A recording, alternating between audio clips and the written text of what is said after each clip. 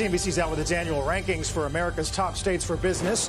If you missed it, North Carolina took the crown for the third time in 4 years. But if there's a top state, there's also a bottom state. Our Scott Cohn has a look at who came in last place. Morning, Scott. Good morning, Carl. Yeah, North Carolina sometimes makes it look easy, but competitiveness is hard. And these bottom states, some of them, they all have some inherent disadvantages, like their size or the location, but they also have some self-inflicted issues, as you will see. Let's take a look. Tied at 46 are Louisiana and Rhode Island. Louisiana, on its economy, it is the most dependent state on the federal government. It also has a weak housing market. And Rhode Island has high costs and heavy regulation. At number 48 is Montana, with America's worst workforce and also the worst performing workforce development programs. At 49 is Hawaii. It is America's most expensive state, also among the least business friendly. And that brings us to rock bottom.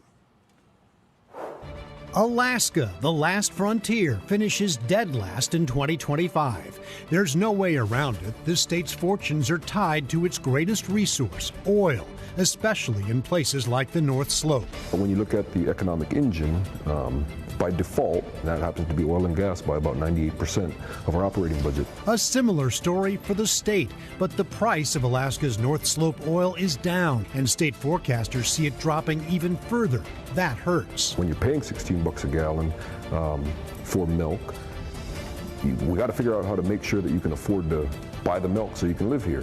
Alaska has America's worst economy this year, the second worst infrastructure, third worst for education. For decades, policymakers have tried to diversify. Governor Mike Dunleavy is pushing a plan to lease Alaska's vast public lands for carbon storage, but it hasn't taken off.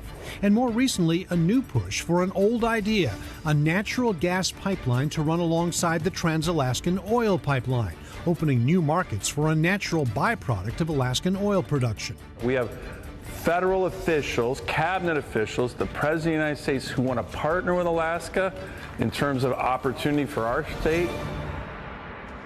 As you saw, though, on CNBC last month, the economics of that project are tricky, and they get trickier as the price of oil and natural gas go down. You can read more about the bottom states, the top states, every state in between, and see where your state ranks at topstates.cnbc.com. Guys? Yeah, Alaska's got a lot of challenges. The lack of sunlight has a bunch of societal effects, Scott. It's hard to get men to move there. The ratio of women to men is very high. Overall, were there a lot of surprises for you on this year's list? I think it was interesting, Carl, that there was movement because, as you remember, we factored a lot of the uncertainty into the rankings this year. Things like the federal budget cuts, federal job cuts, which now very well may go forward, and they have impact on economies of states like Virginia. And, you know, so Ohio made it into the top 5 for the first time with a strong infrastructure. It was an interesting year.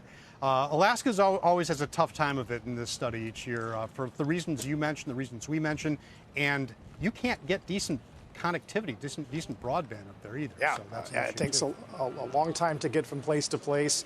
Great work, as always, every year, Scott, and congratulations to North Carolina. That's our Scott Cohn with Top States for Business.